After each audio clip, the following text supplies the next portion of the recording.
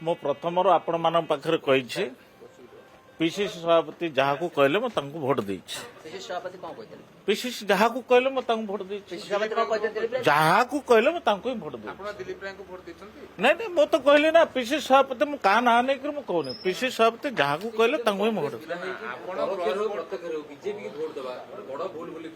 ମୁଁ ଆପଣମାନଙ୍କ ପାଖରେ ପ୍ରଥମରୁ କହିଛି ଯେ ସେ ଯାହାକୁ କହିଥିଲେ ମୁଁ ତାଙ୍କୁ ହିଁ ଭୋଟ ଦେଇଛି। ଆଚ୍ଛା ଇଏ ଆପଣ କ୍ରସ୍ ଭୋଟ କରିଛନ୍ତି ବୋଲି ପିସିସି ସିଏ ସଭାପତି କହିବେ ମୁଁ କଣ କରିବି? ତେଣୁ ତାମାନେ ଆପଣ ଦିଲ୍ଲୀପ ରାୟଙ୍କୁ ଭୋଟ ଦେଇଛନ୍ତି। ସେ ତାଙ୍କୁ କହିବେ ମୁଁ କିନ୍ତୁ ସେ ଯାହାଙ୍କୁ କହିଛନ୍ତି ତାଙ୍କୁ ହିଁ କହିଲେ ଭୋଟ ତ ଦେଇଛି। ଭୋଟ ଦେଲେ ନିଲମ୍ବନ କାହିଁ ହେଲେ? ଯଦି ସେ- ନିଲମ୍ବନ କରିବେ ଯଦି ମୁଁ କଣ କରିବି? ନିଲମ୍ବନ ଯଦି କରିବେ ମୁଁ କଣ କରିବି? ପିସିସି ସଭାପତି କହିଲେ ଭୋଟ ଦିଅ ପୁଣି ଭୋଟ ଦିଅ ନିଲମ୍ବନ ହେଲେ ପିସିସି ସଭାପତି ଯଦି ନିଲମ୍ବନ କଲେ ସେପଟେ କଣ ଆପଣଙ୍କୁ କହିପାରିବେ ଯେ ତାଙ୍କୁ ଭୋଟ ଦେବା ପାଇଁ କହିଥିବେ କେବେ? କିଏ? ତାହେଲେ କଲେ କାହିଁକି? ମୁଁ ସେ କଥା କହୁନି। ମୁଁ କହୁଛି ସେ ଯାହାକୁ କହିଛନ୍ତି ତାଙ୍କୁ ମୁଁ ଭୋଟ ଦେଇଛି। ଆଚ୍ଛା ନିଲମ୍ବନକୁ ନେଇ ପିସିସି ସଭାପତି କଣ କହିବେ? ନିଲମ୍ବନ କରିଛନ୍ତି ତାଙ୍କର ଯାହା ପାୱାର ଅଛି ସେ କରିବେ, କିଛି ଅସୁବିଧା ନାହିଁ। କାହିଁକି ଆପଣ ନିଲମ୍ବନ କଲେ? କାରଣ କଣ? ଠିକ ଅଛି, ନିଲମ୍ବନ କଲେ ଆମେ ତାକୁ ବି ଆମେ ଗ୍ରହଣ କରୁଛୁ। କାହିଁକି ନିଲମ୍ବନ କାରଣ କଣ? ହାଁ? ଆଚ୍ଛା ଖୋଜନ୍ତୁ ନୂଆ ନେତା ଖୋଜିବାରେ ମୋର ଅସୁବିଧା କିଛି ନାହିଁ।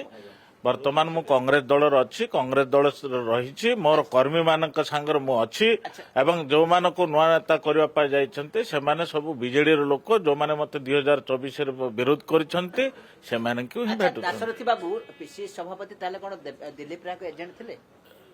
କଣ ଥିଲେ ମୁଁ ସେଟା କାହିଁ କହିବି ଏବେ? ନାଇଁ ଆଉ ଆପଣ କହୁଛନ୍ତି ଦିଲ୍ଲୀପ ଆପଣ ମୁଁ ଏବେ ଦିଲ୍ଲୀପ ମୁଁ ଆପଣମାନଙ୍କ ପାଖରେ ମୁଁ ସ୍ପଷ୍ଟ କରିବା ପାଇଁ ଚାହୁଁଛି ସେ ଯାହାକୁ କହିଥିଲେ ମୁଁ ତାଙ୍କୁ ଭୋଟ ଦେଇଛି। କାହିଁକି ହେଲେ ଆପଣ? ସସ୍ପେଣ୍ଡ କରିଲେ ତାଙ୍କୁ ଆପଣ ପଚାରନ୍ତୁ କଣ ପାଇଁ ସସ୍ପେଣ୍ଡ କଲେ। ମୁଁ କିଛି ଭୁଲ କରିନି। ମୋର ରାଜନୀତି ପ୍ରଭାବ ପଡିବାର ନାହିଁ। 2029ରେ ପୁଣି କମିଂ ବିଧାନସଭା। ପିସିସି ସଭାପତି କହିଲେ ଆପଣ ଦେବା ପାଇଁ ଦିଲ୍ଲୀପ ରାୟଙ୍କୁ ଭୋଟ ଦେବେ। ପିସିସି ସଭାପତି 2029ରେ ପୁଣି ମୁଁ ବିଧାନସଭାକୁ ଆସିବି। କୋଉ ଦଳରୁ କଂଗ୍ରେସ ନିଲମ୍ବିତ କଲା। କଂଗ୍ରେସ ପିଲା 30 ବର୍ଷର ରାଜନୀତି ମୁଁ କଂଗ୍ରେସର ଅଛି, କଂଗ୍ରେସର ଅଛି।